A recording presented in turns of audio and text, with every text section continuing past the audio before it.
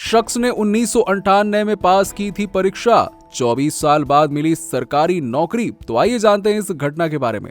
आंध्र प्रदेश के पतपत्तनम में पेद्दा सीधी के रहने वाले अल्लाका केदारेश्वर राव पिछले 24 सालों से कुछ कानूनी कारणों से अपने लक्ष्य को प्राप्त करने में थोड़े लेट हो गए, लेकिन उन्होंने लंबे इंतजार के बावजूद सरकारी नौकरी को प्राप्त कर ही लिया। आइए हम आपको केदारेश्वर राव की इस सफलता के बारे में विस्तार से बताते हैं। इंग्लिश में एमए और बीएड की पढ़ाई करने के बाद जब राव 33 साल के थे तो उन्होंने 1998 में सरकारी शिक्षकों के चयन के लिए जिला चयन समिति परीक्षा दी थी और उन्होंने अच्छे अंक भी प्राप्त किए, लेकिन कानूनी मुद्दों के कारण उन्हें अंतिम चयन में देरी हो गई। हालांकि अब डीएससी 1998 की फाइल को मंजूरी मिल चुकी है और अब 57 वर्ष के हो चुके राव अपने सपनों की नौकरी को हासिल करने की कगार पर हैं।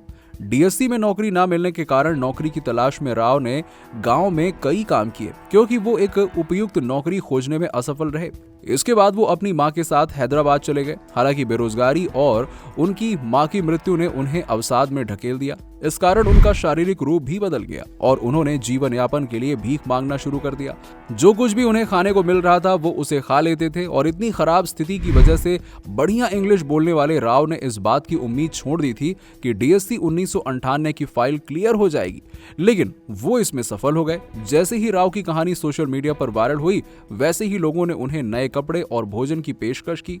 अब राव पेद्दा सीधी के एक स्टार बन गए हैं। ग्रामीणों ने उन्हें शॉल पहनाकर सम्मानित किया। राव ने कहा, मैंने 1981 में पेद्दा सीधी जीपी स्कूल से एसएससी पूरा किया था और फिर मैंने 1992 में अन्नामलाई विश्वविद्यालय से बीएड की पढ़ाई की और 1994 से 1996 में डीएससी की परीक्षा दी, लेकिन दुर्भाग्य से मुझे दोनों बार नौकरी नहीं मिली।